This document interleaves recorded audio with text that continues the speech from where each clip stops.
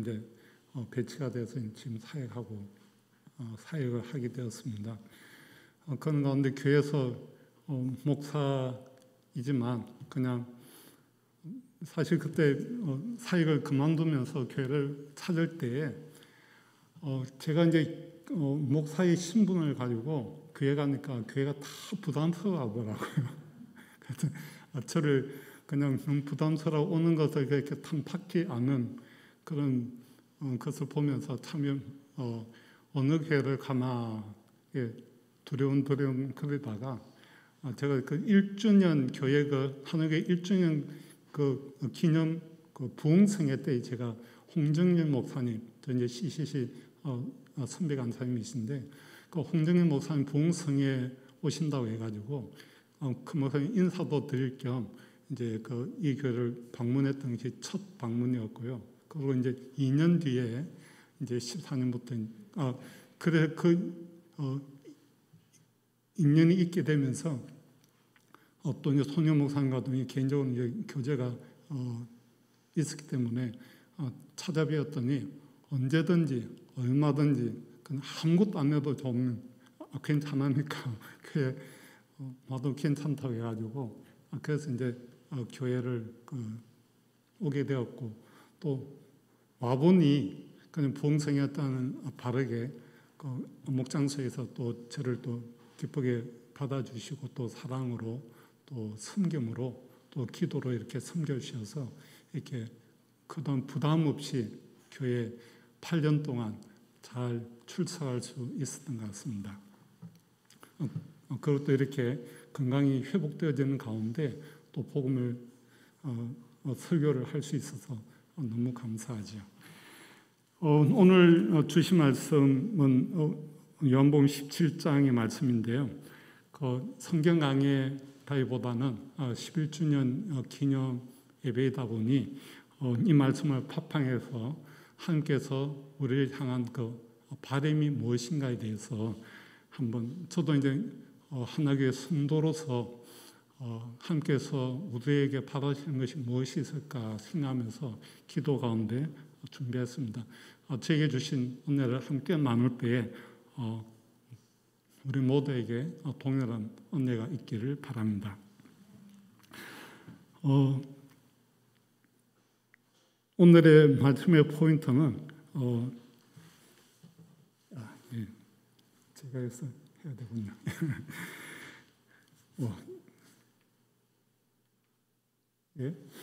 21절에 있는 것처럼 중간에 그들도 다 하나가 되어 밑줄 진 부분을 보겠습니다. 하나님께서 하나님과 예수님이 하나님과 함께 되었던 하나가 되었던 것처럼 우리도 그 하나님과 예수님과 함께 함으로 또 그 하나가 되기를 원하고 계십니다. 그것을 통해서 왜 하나가 되어야 되냐? 그것은 세상으로 아버지께서 말을 보내신 것을 믿게 하기 위함이라고 말씀하고 있습니다. 그리고 23절에서는 또 하나님께서 주님 안에 우리가 있게 하는 것은 그도 온전함을 이루어 하나가 되게 하고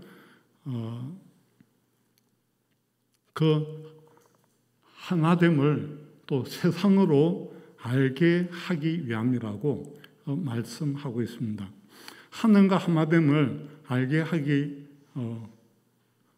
하나가 된다는 것은 바로 하나님과 동행하는 삶을 이야기하겠죠. 바로 세상이 하나님을 믿게 하고 또 세상이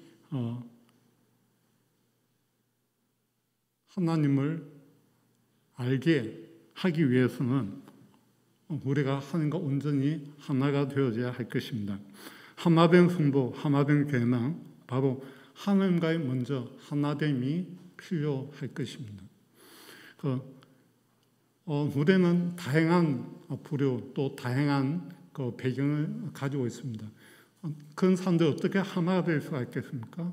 그것은 바로 우리 각자의 어떤 그 하나됨 노력이 아니라 그 하나님과 하나 될 때에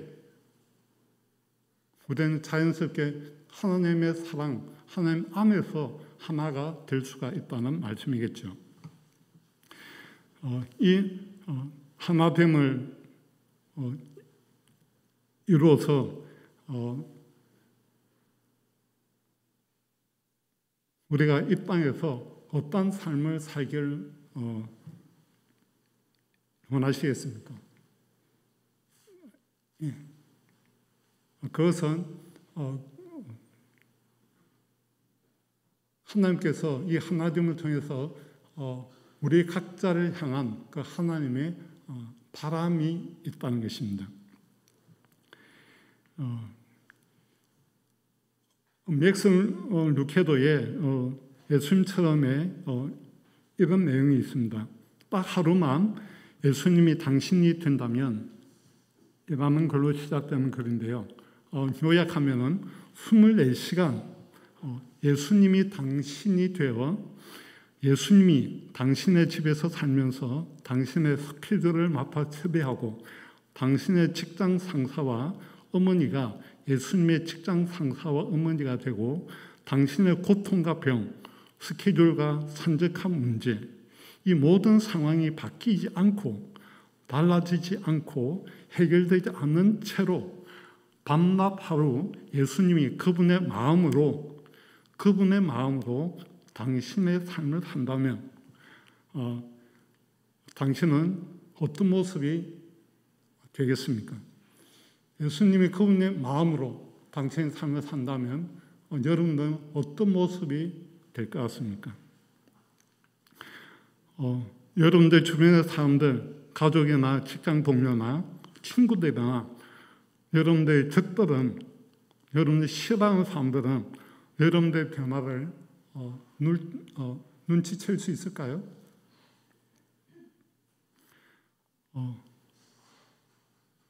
여러분들 주변 사람들, 가족이나 직장 동료나 친구들이나 여러분들 사람들이 눈치를 챌 수 없다면 얼마나 좋겠습니까?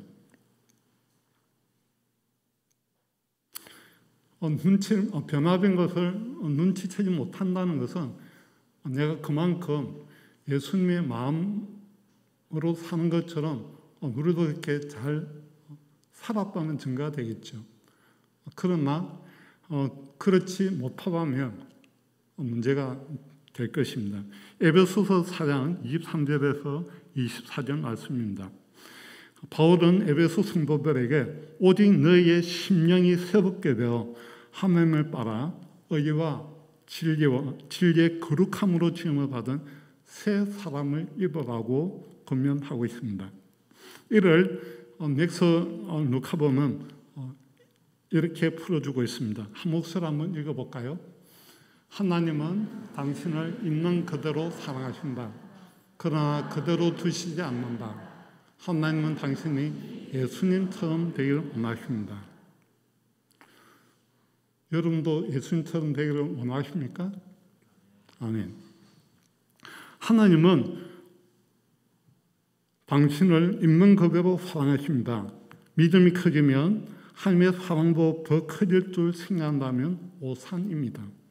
묵상이 깊어지면 하나님의 사랑도 더 깊어질 줄 생각한다면 그것 또한 오해입니다. 하나님의 사랑을 인간의 사랑과 혼돈하지 마세요. 잘할 때는 후회졌다, 실수하면 줄어드는 것이 사람의 사랑입니다. 하나님의 사랑은 그렇지 않습니다. 하나님은 여러분을 있는 그대로 사랑하십니다. 그러나 그대로 머물러 있지 않고 변화되기를 원하십니다. 사람은 변화되지 않는다는 생각을 우리는 어디서 배운 것일까요? 참으로 이 핑계로 자기의 변화를 도전하지 못하는, 시도해보지도 못하는 저희들이 않습니까?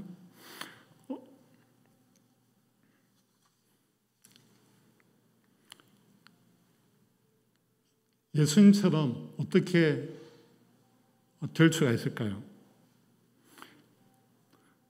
어떻게 우리가 새 사람을 입을 수가 있을까요? 바울은 이렇게 고백합니다. 갈라디아서 2장 20절인데요. 한 목소리로 한번 읽어보겠습니다. 시작. 내가 그리스도와 함께 십자가에 못 박혔나니 그런즉 이제는 내가 사는 것이 아니요 오직 내 안에 그리스도께서 사시는 것이라. 이제 내가 육체 가운데 사는 것은 나를 사랑하사 나를 위하여 자기 몸을 버리신 하나님의 아들을 믿는 믿음 안에서 사는 것이라. 아멘. 예수님을 믿으며 산다는 것은 옛 사람인 나를 예수님과 함께 십자가에 못 박아버리고 예수님이 사시도록 내 마음의 왕좌를 메어드리는 것입니다. 요한복음 1장 12절의 말씀입니다. 영접한 자 곧 그 이름을 믿는 자들에게는 하나님의 자녀가 되는 권세를 주신다 말씀하셨습니다. 예수님을 믿는다는 것은 예수님은 내 안에 내 인생의 주인으로 영접하는 것입니다. 나의 주인이 내가 아니고 예수님이 되시는 것이죠. 예수님이 내 삶의 주인된 삶이 곧 예수님처럼 되는 것이다라는 것입니다. 예수님이 내 속에서 사신 삶을 내 삶의 주인된 삶, 또 바르게 표현한다면 성령 충만한 삶이라고 할 수 있을 것입니다. 에베소서 5장 18절 말씀입니다. 한번 읽어볼까요? 시작. 술 취하지 말라. 이는 성령 방탕 것이니 오직 성령으로 충만함을 받으라. 그렇습니다. 성령 충만한데 성령 충만이 무슨 뜻이죠?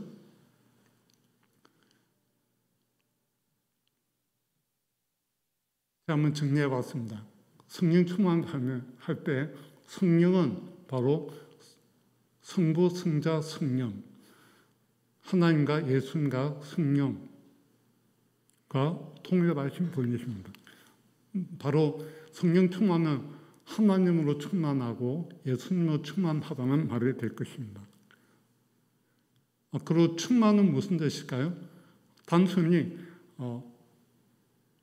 물이 컵에 가득 차다 그런 의미가 아니라 성경의 그 본 뜻은 지배하다, 인도하다, 주관하다라는 뜻이 있습니다.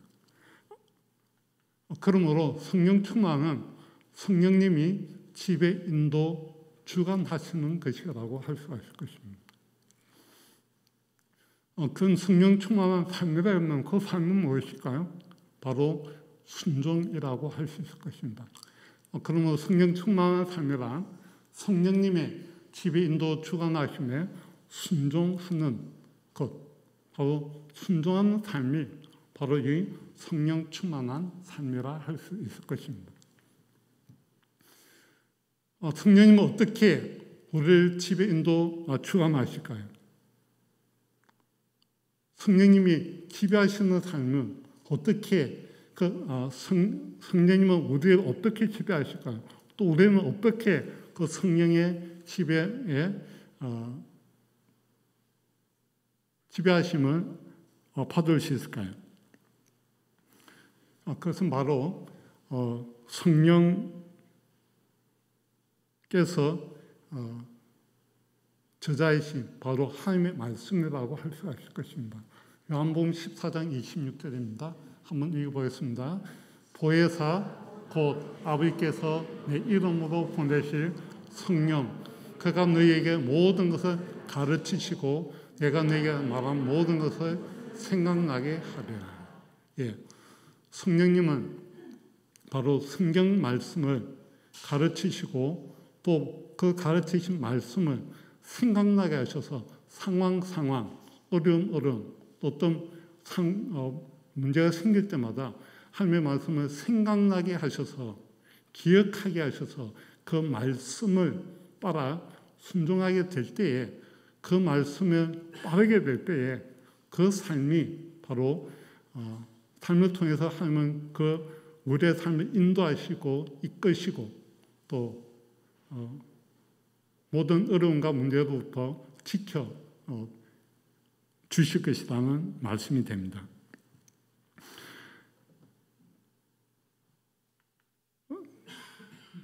골로새서 3장 16절 말씀입니다. 한번 읽어볼까요? 시작. 그리스도의 말씀이 너희 속에 풍성히 가여 모든 지혜로 피차 가르치며 군면하고 시와 찬미와 신령 노래 부르며 감사하는 마음으로 하나님을 찬양하고. 앞서서 말씀드렸듯이 바로 성경이 성령님의 저서이기도 합니다. 바로 모든 성령은 하나님의 감동, 성령의 감동으로 기록된 것이기 때문이죠. 그래서 제가 말씀을 드리고 싶은 이 성령 충만 받고 말씀이 풍성히 가여 바로 이 골로새서 말씀, 에베소서 모두 바울 서신의 말씀인 것이죠. 그런데 이 말씀의 문맥을 보면 동일하게 이 성령 충만과 성령 충만하라고 하면서 그 성령 충만한 삶이 어떠함이, 또 하나님의 말씀 내에서 풍성히 간 그 삶이 어떠함이 동일하다는 것입니다. 그 뒤에 보면 시와 참여와 신앙을 서로 화답하고, 또 일상 가운데서 가정 가운데서 아내들에게, 남편들에게, 부모된 자에게, 또 자식에게, 또 사회생활에서 직장의 어떤 고용주로서, 그것도 또 직장의 어떤 지원로로서 어떠한 삶을 어떻게 살아야 되는가에 대한 고민이 동일하게 나오고 있는 것을 볼 수가 있습니다. 왜 우리가 성령 충만 받고 왜 우리가 하나님의 말씀을 풍성히 거하게 해야 하는가? 그것은 바로 이 땅에서, 또 우리의 가정 가운데서, 또 직장생활 가운데서, 사회생활 가운데서, 또 친구들과의 어떤 인간관계 속에서 우리가 어떻게 살아야 되는가를 이야기하고 있는 것입니다. 바로 그 삶을 살게 하는 원동력, 그것에 대한 지혜가 바로 이 성령 충만, 또 하나님의 말씀 안에 거하는, 또 말씀을 기억하게 하신 그 성령의 사역이 바로 그 삶을 살게 하게 된다는 말씀인 것입니다. 저는 이 성경 말씀을 이제 대할 때에 많은 분들이 이제 통독을 이야기하는데요. 제가 이제 건강을 지키기 위해서 매일 10,000보 이상, 그것도 이제 종종 이제 등반을 하게 됩니다. 그 등반할 때 저는 그 공동체 성경 읽기라는 앱이 있잖아요. 그것을 들으면서 이제 이 성경 말씀을 통독하고 있는데요. 저는 그 성경 에베소서라면 하루에 한 권을 택해서 그것을 이제 산책을 1시간, 2시간 하는 동안 계속 반복해서 들으면서 전체를 갖다 쭉 듣는 것이 아니라 한 권을 갖다 깊이 있게 또 자주 이렇게 들으면서 이제 통독하게 되는데요. 어떨 때는 이제 짧은 것은 10번, 20번도 듣게 되고, 또 긴 것은 하루 이틀 정도 하면 보통 이제 다 듣게 되는 것 같아요. 그러면서 한 권 성경을 또 깊이 묵상하면서 반복해서 들으면서 들을 때마다 주님께서 주시는 그 인사이트가 있으면 그때 이제 그 메모를 해가면서 또 이제 묵상하고 또 암송도 하면서 그렇게 말씀을 가까이 대하고 있습니다. 설교를 하지 않다 보니까 무덤 성경 깊이 연구하기보다는 이제 전체 성경 통독하면서 그 줄거리 가운데서 주님께 주시는 인사이트를 생각하고, 또 어떤 고민이 있을 때 기도하면서 그 말씀을 대할 때에 그날 읽는 말씀을 통해서 주님께서 지혜를 주시고 또 깨닫게 하셔서 또 하나님께서 그것의 해결책을 또 이렇게 주시는 것을 경험하게 됩니다. 여러분들도 다양한 방법으로 이제 말씀을 대하게 될 텐데 중요한 것은 성령 충만을 위해서 또 성령의 지배를 받기를 원한다면 늘 말씀을 가까이 대하고 말씀을 깊이 묵상하고 또 문제가 있을 때마다 사람을 찾아가기보다 말씀을 펼치고 또 말씀을 읽는 시간이 있다면 그 말씀을 통해서 하나님께서 여러분들의 걸음을 인도하실 줄 믿습니다.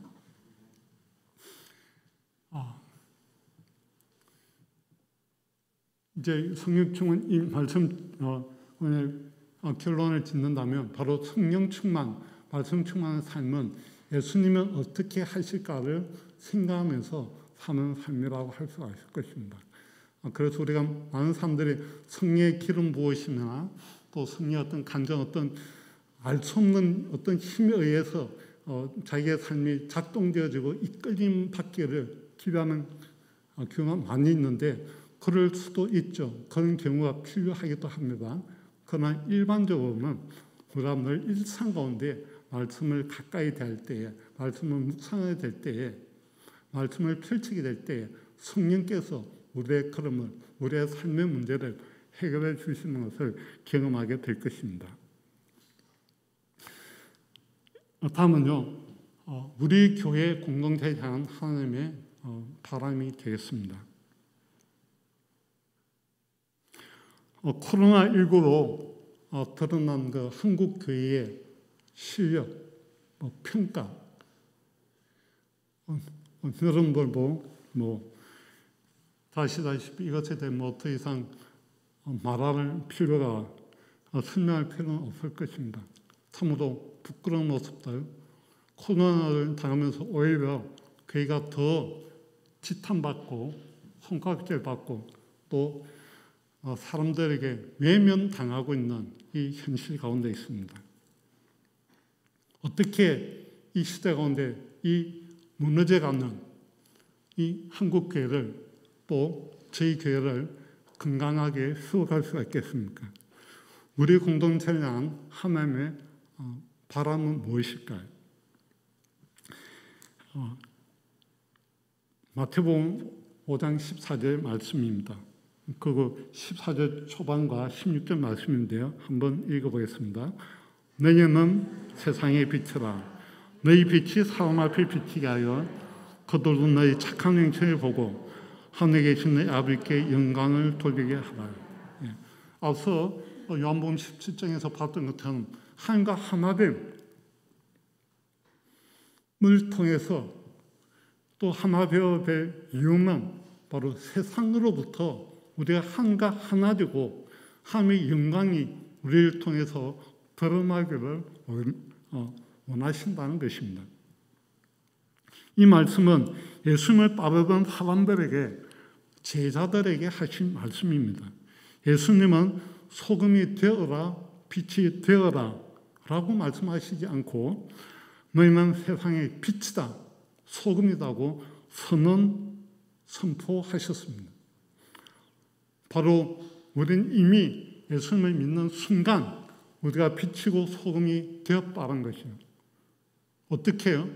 우리의 죄성은 우리의 삶에 큰 변화가 되지 않은 그 상황이지만 바로 하나님 우리와 함께 하신다면 하나님이 우리를 통해서 드러나게 될 때에 바로 우리의 삶이 미천한 몸이지만 바로 우리의 삶 속에서 우리의 삶을 통해서 하나님은 친히 자기의 영광을 드러내실 것이라는 것입니다.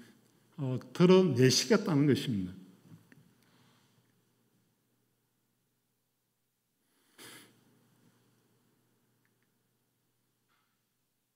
요한복음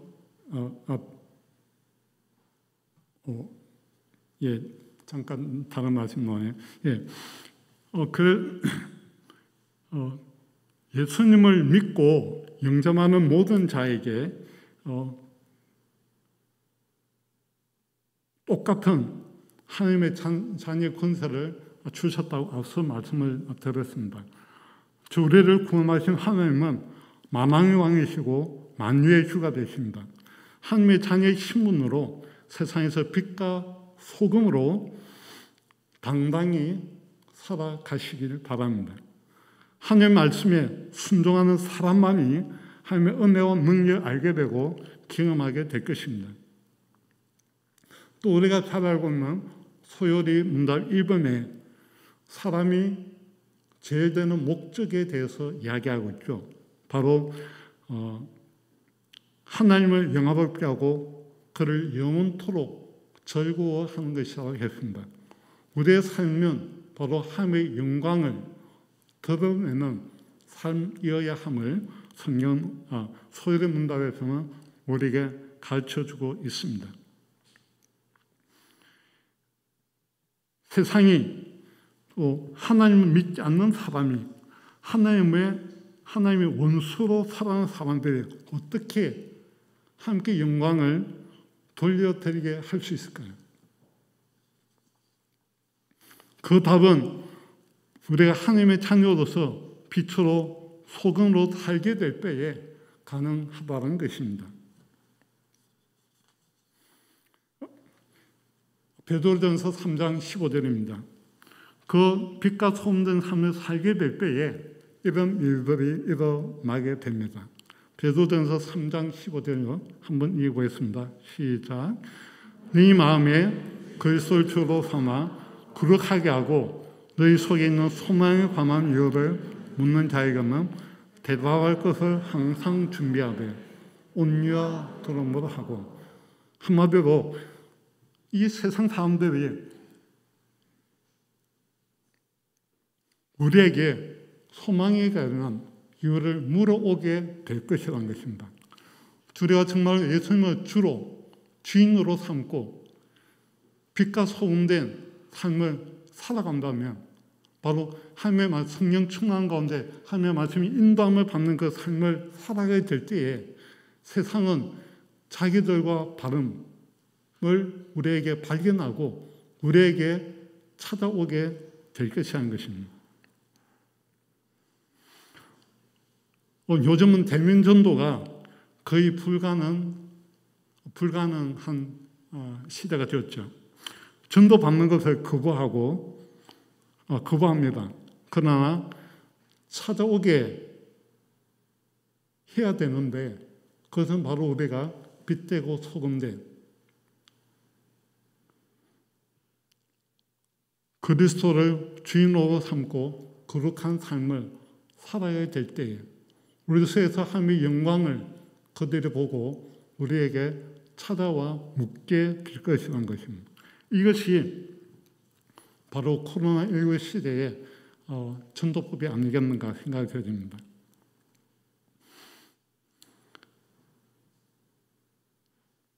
하나님이 어떤 분이신지 안다면 하나님을 믿지 않을 사람이 아무도 없을 것입니다.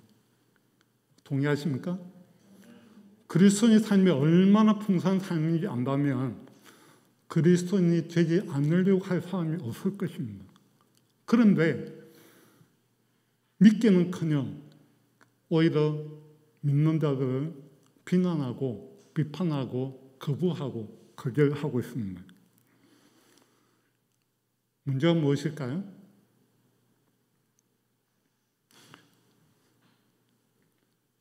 마태복음 23장 13절에서 15절 말씀인데요. 한번 같이 읽어보겠습니다.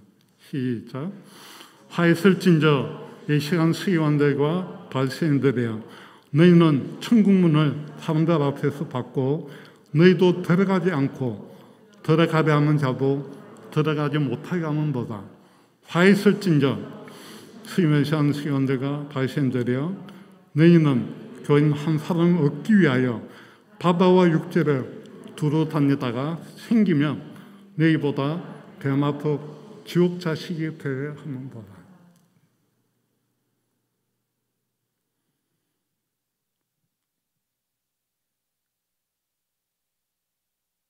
서기관들과 바리새인들을 향한 주님의 책망이었는데 이 말씀이 우리 이 시대에 저희들과 또 저희 교회를 향한 이 세상 사람들 바라보는 그 안타까움에 하나님께서 책망하시는 말씀이 아닌가 생각되어지게 됩니다. 참으로 보면 이 시대에 참 빛과 소금된 삶을 사람임을 다시 확인하고 우리의 정체성을 바로 확립하는 필요가 있지 않는가 생각이 되어집니다. 우리가 이 빛과 소금된 이 착한 행실의 삶을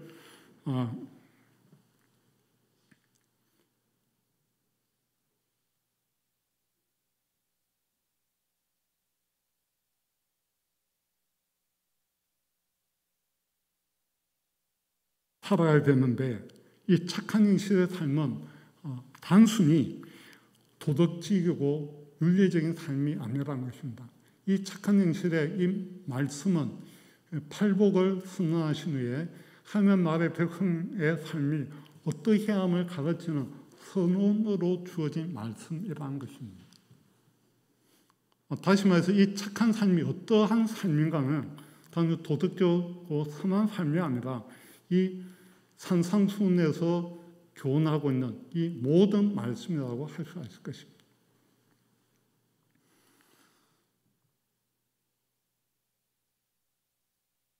우리가 이 착한 삶을 살기 원한다면 다시 한번 이 산성보훈의 말씀을 깊이 묵상하고 또 이것을 연구해 볼 필요가 있지 않겠는가 생각이 들면서 여러분들에게 다시 한번 이 산상보훈의 말씀을 공부할 수 있는 기회를 가져보시기를 권해드립니다.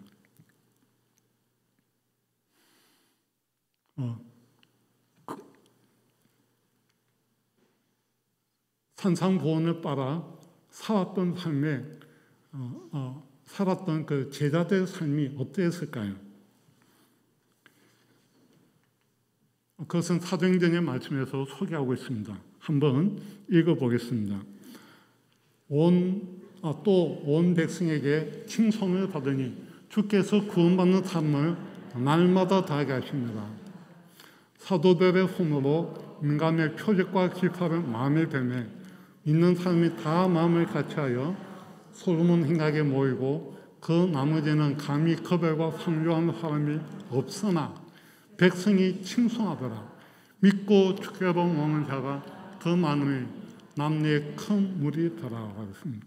바로 이 빛과 소금된 이 착한 행실의 삶의 교훈을 받았던 가르침을 받았던 그 제자들이 주님이 승천하신 이후 공동체를 이루어 이 믿음의 삶을 살아가게 되었을 때에 그 삶을 본 사람들이 그 주변의 그 백성들이 모두 그 제자들 칭송했다고 했습니다. 백성의 칭송을 받았다고 했습니다. 그 결과로 주께서는 구원받는 사람을 날마다 더해 주셨다는 것이죠. 그리고 14절 마지막 부분에도 백성이 칭송 모두 다 두려워했지만 그러나 그들의 삶을 칭송했다고 했습니다. 그러더니 그들 가운데 믿고 주께로 나오는 자가 더 많아졌고 남녀의 큰 무리가 주께 돌아왔다고 성경 우리에게 들려주고 있습니다. 정말 우리의 빛과 소금된 이 삶을 살아야 될 때에 이런 부흥의 역사가 있게 된다는 것입니다. 바로 사도행전의 부흥의 역사는 바로 칭찬받는 제자들의 삶을 도구 삼으신 성령의 역사였던 것입니다. 이 시대에 이 한국교회 가운데 이 코로나19를 맞으면서 비난과 비판, 조롱 가운데 처해 있는 이 한국교회가 살아날 우리 성도들이 다시 하나님의 영광을 드러내고 함께 영광 돌려드리는 그 삶을 살 수 있는 그 비결은 바로 이 착한 행실, 빛과 소금된 삶을 살아가는 데에 있다라는 것입니다.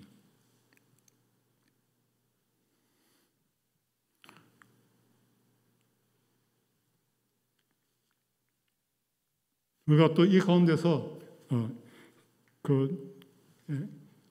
하나 더 살펴보고 싶은 것은, 그래서 우리가 하나님께 영광 돌려드리는 삶에서 삶이 우리만 함께 영광 돌려드리는 삶이 아니라 함께 영광 돌려드리게 하는 삶을 살아야 된다 했잖아요. 그래서 우리가 함께 영광 돌리는 그 삶이 함께 영광 돌려드리게 되는 삶이 아니라면 우리에게 부족한 것이 무엇인가라는 것입니다. 우리는 그런 함께 영광 돌려드린다고 모이게 힘쓰고 교회 봉사에 헌신하고 11조하고 주일 성수하고 거룩한 모습을 갖추어가고는 있지만 우리의 삶은 여전히 비난과 비판과 조롱 가운데 살고 있는데 그것이 무엇 때문인가 하는 것입니다. 그것은 바로 세상 사람들의 보기에 눈높이에 맞지 않는 삶이었던 것입니다. 사도행전 16장에 보면 바울과 실라가 빌보 감옥에 갇힙니다. 유대인이면서 로마 사람들에게 이상 풍속을 전한다고 고발당해 옥에 갇힌 후에 매도 맞고 온갖 고초를 겪습니다. 그들은 단지 예수님을 전했을 뿐인데 감옥까지 가서 매도 맞고 얼마나 억울했겠습니까? 하지만 바울과 실라는 불안하지도 또 억울해하지도 않고 오히려 찬양과 기도를 했습니다. 그 감옥을 지키는 강도들의 보기에도 바울과 실라는 다른 죄수들과 뭔가 달라 보였을 것입니다. 그런 중에 큰 지진 나고 그 진동으로 옥문이 열렸습니다. 강수들은 죄수가 다 도망한 줄 알고 자결하려고 할 때에 바울과 실라가 나타나서 그 자결하는 강수를 말렸고 이때 이 강수에게 변화가 일어나게 됩니다. 저 사람들은 뭔가 다르구나. 저들이 기도하고 찬양하는 대상이 궁금해졌던 것입니다. 그래서 물어옵니다. 우리가 어떻게 해야 구원을 얻을 수 있겠는가? 이때 나온 대답이 우리가 뭔말 잘 알고 있는 바로 주 예수를 믿어라. 그러면 너와 내 집의 구원을 얻을 것이다. 라고 하며 복음을 전했을 때에 그 간수와 그의 온 가족이 구원받는 역사가 일어났던 것입니다. 바로 그 간수와 그 가족이 구원 얻을 수 있었던 것은 뭔가 다른 세상 사람들의 눈높이에 다른 그 이상의 삶을 살아낼 때에 그 삶은 또 다른 신비한 삶이 아니라 그 하나님의 말씀에 순종하는 그것을 기뻐하고자 어떤 고난과 핍박 가운데서도 그 믿음의 삶들을 말씀대로 순종했던 그 삶이 그 열매를 맞게 되었던 것이죠. 저희 한국교회의 어떤 회복의 역사는 바로 이 빛과 소금된 그 삶을 살아가는 성도들 그 공동체를 통해서 주님은 이러한 영광을 회복하시게 되리라 믿습니다.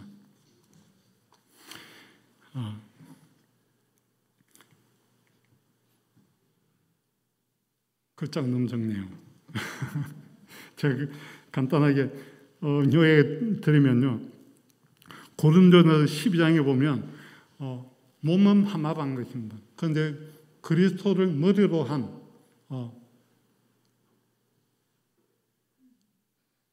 많은 지체를 가지고 있는 그 몸이라고 이야기합니다. 몸에는 다양한 지체들이 있죠. 그러나 그 중에 또 돋보이는 것도 있고 돋보이지 못하는 것도 아름다운 것도 그렇지 못한 것도 있다는 것입니다. 그러나 그 모든 지체가 서로 연합되어지고 연락되어진 유기체적인 그 공동체로 교회가 그리스도의 몸이 세워져 있다는 것입니다.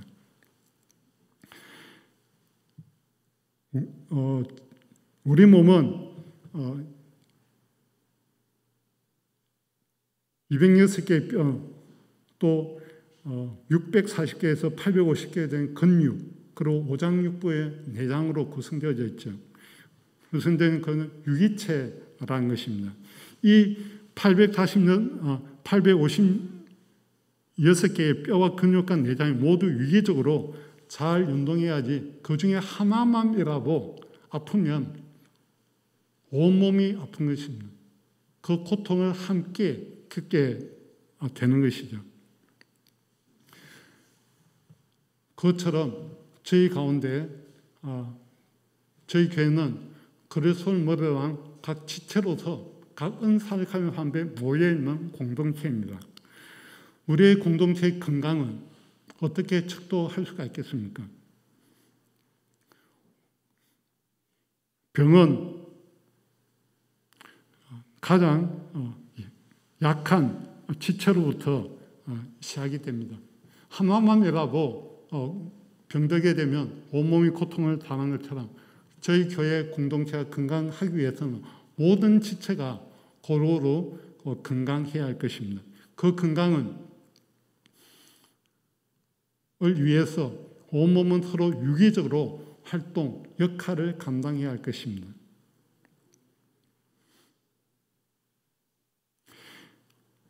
연약한 지체를 돌보고 관심을 가지는 것은 노력한다고 되는 것은 아닙니다. 먼저 자신이 하나님의 어떤 분이신지를 알아야 하고 하나님을 깊이 있게 경험해야 합니다. 그러면 하나님을 사랑하게 되고 하나님을 사랑하면 하나님의 관심이 무엇인지, 하나님의 생각이 무엇인지 관심을 가지게 됩니다. 하나님의 관심은 첫째도 사람, 둘째도 사람입니다. 하나님은 오로지 우리 한 사람 한 사람에게 관심이 있습니다. 하나님을 알게 되면 그분을 진정으로 사랑하게 되고 그 사랑하게 되면 다른 사람에게 저절로 관심이 가게 되는 것입니다. 저희들은 그동안 한 공동체를 이루며 11년간 이 공동체를 이루어서 살고 있습니다. 우리가 함께하는 성도들, 지체들 향한 어떤 관심이 있으십니까? 얼마나 관심을 가지고 돌보며 사랑하며 섬기는 삶들을 살아오셨습니까? 저도 이제 아파 보니까요, 아픈 사람만 보이는 것 같아요. 그래서 그 사람들에 더 관심을 갖게 되고 어떻게 도울 수 있을까 또 생각하게 되고 도울 수 있는 팁이 있다면 방법이 있다면 소개하고 싶고 또 제가 이제 아프면서 건강에 관련한 공부를 열심히 하다 보니까 또 이게 지식들이 쌓이면서 정보들이 있으면서 이 정보를 소개해주고 싶은 거죠. 그래서 한 번 만나면 비타민 C, 비타민 C하고 또 요즘 들어서는 효소 약을 떠들고 다니게 되는 것 같습니다. 정말 우리가 경험하지 않으면 제가 아프기 전에는 건강에 대해서 비타민 C에 대해서 효소에 전혀 알 수도 없었고 또 다른 아픈 사람을 도와줄 수도 없었던 것이죠. 그러나 제가 아프면서 제가 아파 보니까 그 마음을 알게 되고 그 형편을 알게 되면서 관심을 갖게 되고 돌아보게 되게 되었다는 것입니다.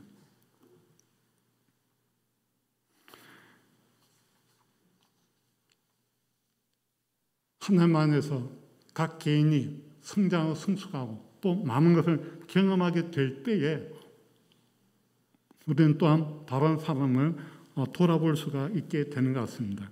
교회는 참 다양한 사람들이 모인 곳입니다. 성격도 다르고 재능도 다르고 생각도 다르고 살아온 환경도 다르고 연령대도 다릅니다. 믿음이 연약한 사람들도 있고 어떤 환경에서도 흔들리지 않는 굳건한 믿음의 수혜자도 있습니다. 교회는 그 다름을 인정하고 받아들이는 것이 중요합니다. 때로는 사람의 생각이 차이로 부딪힐 수도 있습니다. 그러나 중요한 것은 교회의 본질인 예수 그리스도, 그분을 향한 마음은 하나라는 것입니다. 우리는 하나님 사랑 가운데 하나가 될 수 있습니다. 교회는 그분 때문에 모였고 그 예수님을 더 알아가고 배워가고 그래서 성숙해져 가야 합니다. 혼자서는 넘어지기도 하고 방향을 잃고 포기할 수도 있지만 공동체로 우리가 하나가 되어 함께 한다면 가능한 것입니다. 각자 하나교회 공동체 안에서 예수님을 더 깊이 알아가고 믿음이 굳건해져서 하나님이 원하시는, 하나님이 기뻐하시는 교회를 함께 세워갔으면 좋겠습니다. 아멘. 기도하겠습니다. 주님, 하나님이, 예수님이 하나 되신 것처럼 저희들도 하나 되게 하여 주옵소서.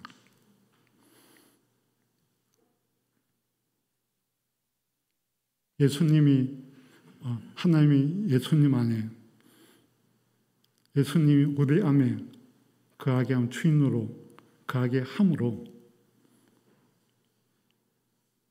우리 속에 있는 그 하나님의 영광을 이 세상 가운데 드러내는, 그래서 그들이 그 하나님의 영광을 보고 함께 영광을 돌려드리게 되는 그 놀라운 역사, 은혜가 있기를 원합니다.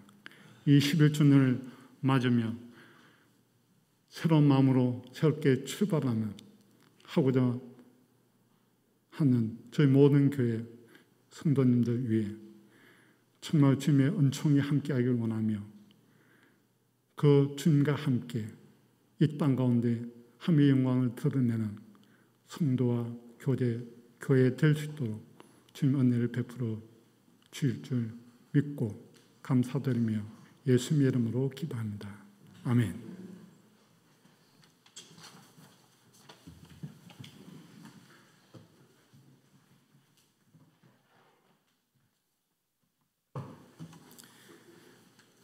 네, 이 시간 모두 일어서셔서 봉헌 찬양, 여기에 모인 우리 함께 찬양 드리겠습니다.